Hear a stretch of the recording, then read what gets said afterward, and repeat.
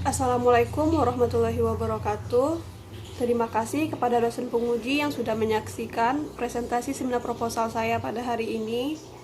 Dan juga terima kasih kepada dosen pembimbing, kepada Bapak DRS Yose Rizal MSI selaku pembimbing 1 dan Bapak Malse Yuli Vestra SOS MAP selaku pembimbing 2 yang sudah membimbing dari penyusunan proposal sampai saat ini. Sebelumnya, izinkan saya memperkenalkan diri terlebih dahulu. Perkenalkan, nama saya Suci Fadila, BP 18 10 84 10 18, jurusan Administrasi Publik, Fakultas Ilmu Sosial dan Ilmu Politik, Universitas Andalas. Pada kesempatan kali ini, saya akan mempresentasikan proposal saya yang berjudul Pemberdayaan UMKM pasca pandemi COVID-19 oleh Dinas Perindustrian, Perdagangan, Koperasi, Usaha Kecil dan Menengah Kabupaten Solok Selatan. Bab 1 Pendahuluan. A. Latar belakang. Pada tahun 2020, pembangunan ekonomi Indonesia mengalami kemunduran akibat adanya COVID-19. Semua sektor dihadapkan pada permasalahan yang kompleks sebagai dampak dari pandemi. Pada Maret 2020, tercatat sebesar 9,78% penduduk miskin. Persentase terus mengalami peningkatan. Pada September 2020 sebesar 10,19% dan Maret 2021 sebesar 10,14%.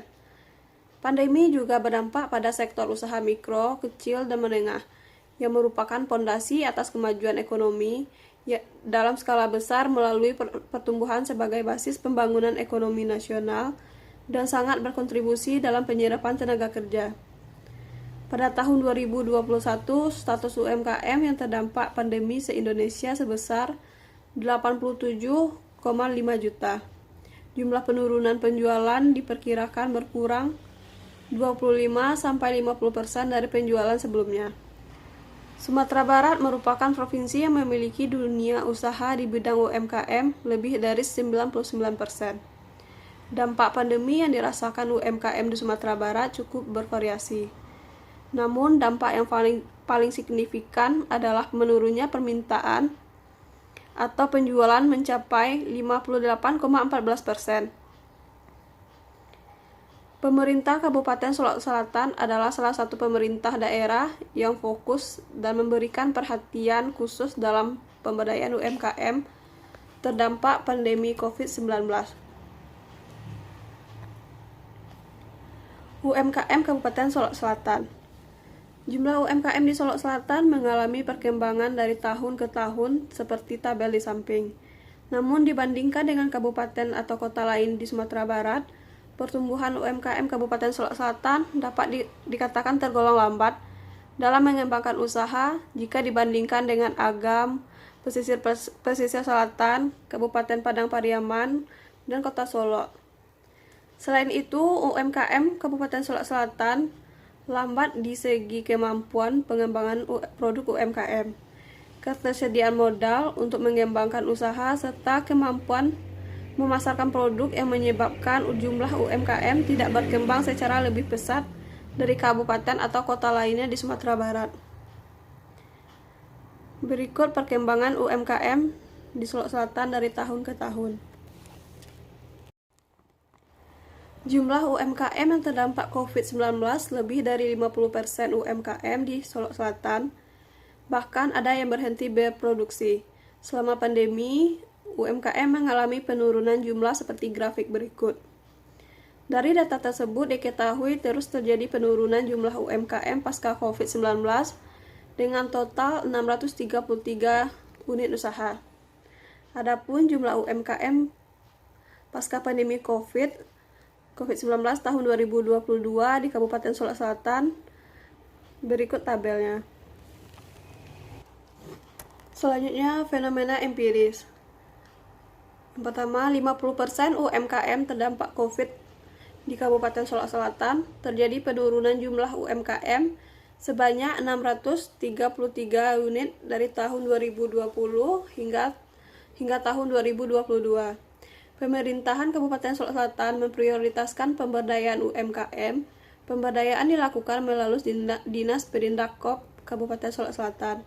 Yang ketiga, meningkatkan pemasaran digital melalui MBIS Market dengan memberi pelatihan dan mengikut sertakan dalam event pemerintah untuk memperluas pemasaran. Yang keempat, pembentukan wirausaha baru melalui pelatihan pengolahan bahan makanan. Yang kelima, memberikan bantuan modal seperti bahan baku produksi dan alat produksi. Selanjutnya, fenomena teoritis. Proses pemberdayaan ini sesuai dengan ketiga aspek proses pemberdayaan menurut Kartasasmita, yakni 1. Enabling, yaitu dorongan dari pemerintah untuk berubah. Kondisi pandemi COVID-19 ikut mempengaruhi optimisme pelaku UMKM akan keberlangsungan usahanya. Sikap optimis ini akan dapat muncul apabila ada dorongan, motivasi, dan perubahan kondisi selama pandemi ke arah yang lebih baik serta mendapatkan bantuan atau dukungan dari pemerintah. Yang kedua, powering, melalui pelatihan pemberian bantuan modal yang dilakukan oleh Dinas Perindakop Solok Selatan. Yang ketiga, protecting, di mana pemberdayaan yang bersifat berkelanjutan karena pemerintah terus mendorong kemandirian UMKM melalui pelatihan dan pembinaan Dinas Koperindak dan UMKM Kabupaten Solok Selatan memfasilitasi UMKM untuk bisa terdaftar pada sistem MBIS Market yang dapat terus digunakan UMKM untuk meningkatkan pemasaran dan produksi. Oleh karena itu, peneliti ingin melakukan penelitian mengenai pemberdayaan UMKM pasca pandemi COVID-19 oleh Dinas Perindustrian, Perdagangan, Koperasi, Usaha Kecil dan Menengah Kabupaten Solok Selatan. Untuk mempersempit pemilihan lokus UMKM, peneliti mempersempit lokus penelitiannya di 2 kecamatan, yakni Kecamatan Sungai Pagu dan Kecamatan Sangir Balai Janggo. Berdasarkan kriteria jumlah UMKM pasca pandemi COVID-19, Kecamatan Sungai Pagu dengan jumlah UMKM terbanyak yakni 2.192 dan Kecamatan Sangir Jujuan sebagai kecamatan dengan jumlah terendah yakni 1.176 unit usaha. B. Rumusan masalah. Bagaimana pemberdayaan UMKM pasca pandemi COVID-19 oleh Dinas Perindustrian, Perdagangan, Koperasi, Usaha Kecil dan Menengah Kabupaten Solok Selatan.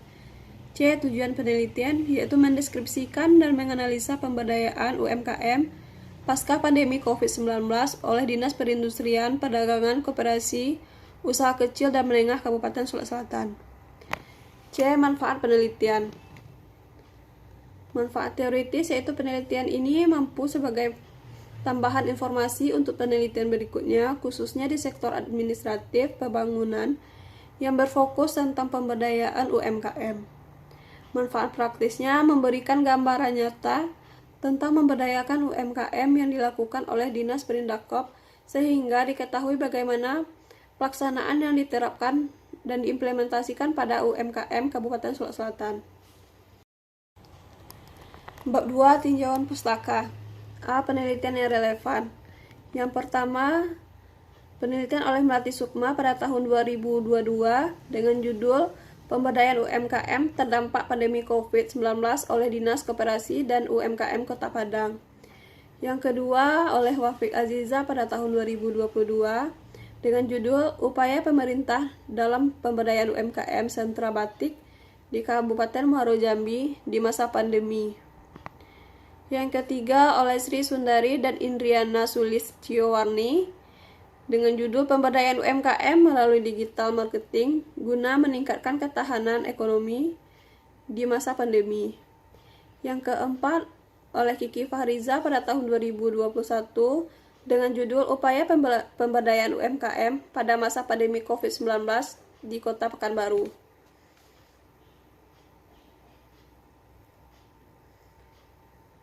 B. Teori. Model pemberdayaan masyarakat menurut Ganjar Kartasasmita. 1. Enabling, yakni berupa memberi motivasi, dorongan, dan membangkitkan kesadaran akan potensi masyarakat dan ada upaya untuk mengembangkan potensi masyarakat. Yang kedua, empowering, yaitu memperkuat potensi dan daya yang dimiliki oleh masyarakat, meningkatkan akses ke sumber-sumber kemajuan ekonomi seperti memberi bantuan modal, membantu pemasaran, dan memberi pelatihan serta memberikan informasi dan teknologi yang dapat dijangkau masyarakat yang keberdayaannya kurang.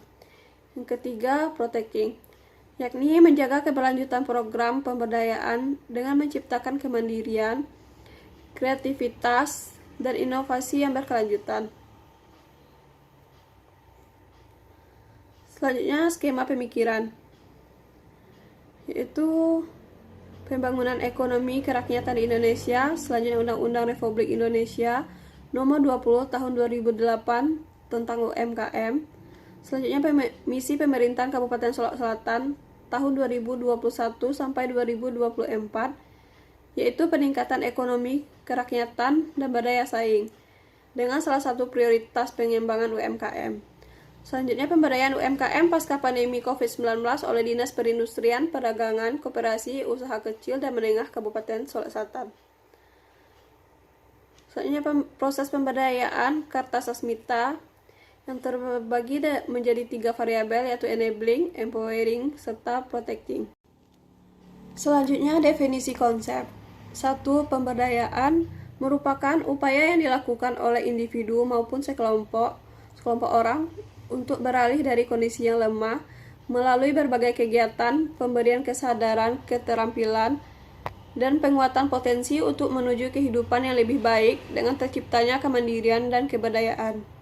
Yang kedua, UMKM, usaha perdagangan yang dikelola oleh badan usaha atau perorangan yang merujuk pada usaha ekonomi produktif sesuai dengan kriteria yang diterapkan oleh Undang-Undang Nomor 20 Tahun 2008. Selanjutnya, definisi operasional. Variabel yang pertama yaitu enabling, indikatornya penyadaran kondisi. Yang kedua, empowering, indikatornya akses modal, akses pasar, akses informasi, serta program pelatihan. Yang ketiga, protecting, indikatornya kemandirian dan keberlanjutan. Selanjutnya, bab 3, metode penelitian. A. Pendekatan dan desain penelitian, yaitu kualitatif deskriptif, yakni menggambarkan pemecahan masalah berdasarkan fakta-fakta yang ada secara sistematif dan akurat.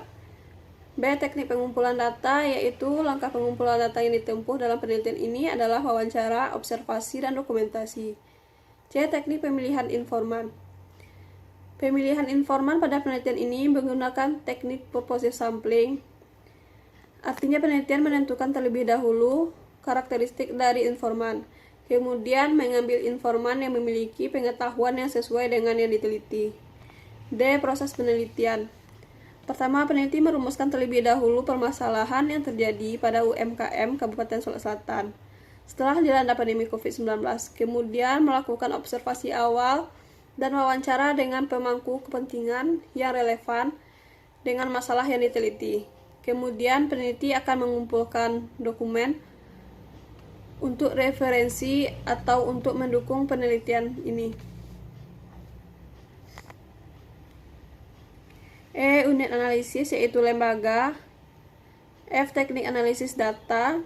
Langkah pengumpulan data yang ditempuh dalam penelitian ini adalah wawancara, observasi, dan dokumentasi. G. Teknik keabsahan data. Peneliti menggunakan teknik triangulasi.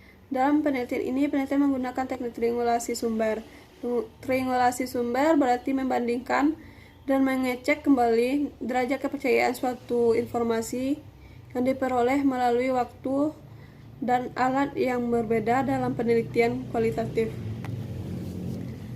Sekian presentasi saya pada hari ini. Mohon maaf atas segala kesalahannya. Assalamualaikum warahmatullahi wabarakatuh.